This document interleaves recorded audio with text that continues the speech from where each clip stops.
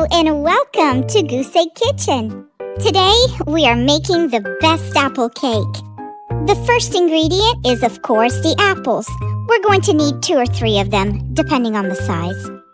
1½ cups of all-purpose flour, 1 teaspoon of baking powder, a cup and 3 tablespoons of sugar for the batter, plus 1/3 cup for the apples, 3/4 cup of any milk of your choice, 2 teaspoons of vanilla bean paste, but you can also use vanilla extract or my favorite, vanillin powder, 1/2 teaspoon of salt, 2 eggs, 1 packet of crystallized lemon, or the juice of a medium-sized one, which is about 2 tablespoons.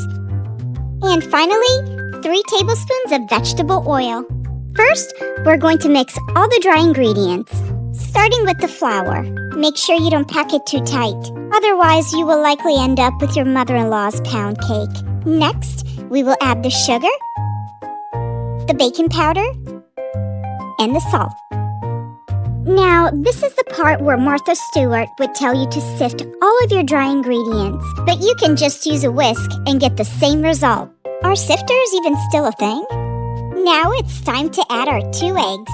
Although, considering how much they go for right now at the grocery store, you might be better off just using the tears of your firstborn.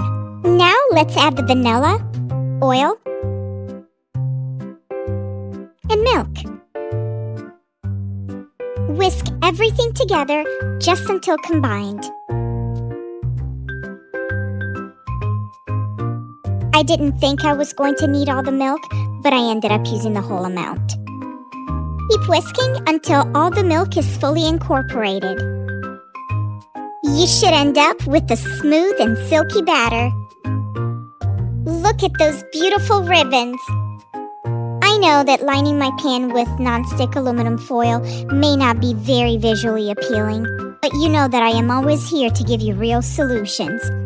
The size I'm using is 9 by 9, but if you want your cake to be a little thinner, go ahead and use a 9 by 13. And now the apples, the star of the show. We are going to peel and quarter them and then cut them into slices, anywhere between 1/8 and 1/4 of an inch thick.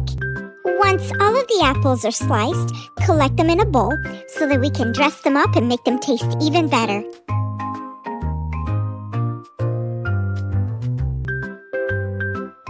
Let's add that 1/3 cup of sugar that we reserved for the apples to the bowl.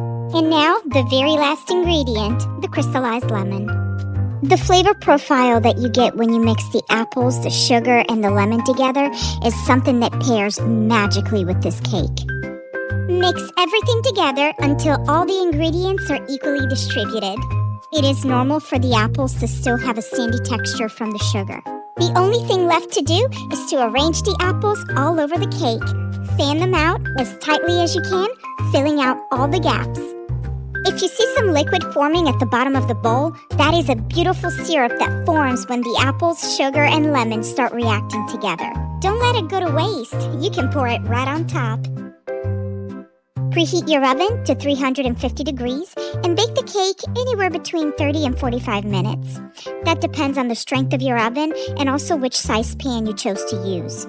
When all else fails, just bake it until a toothpick comes out clean from the center of the cake.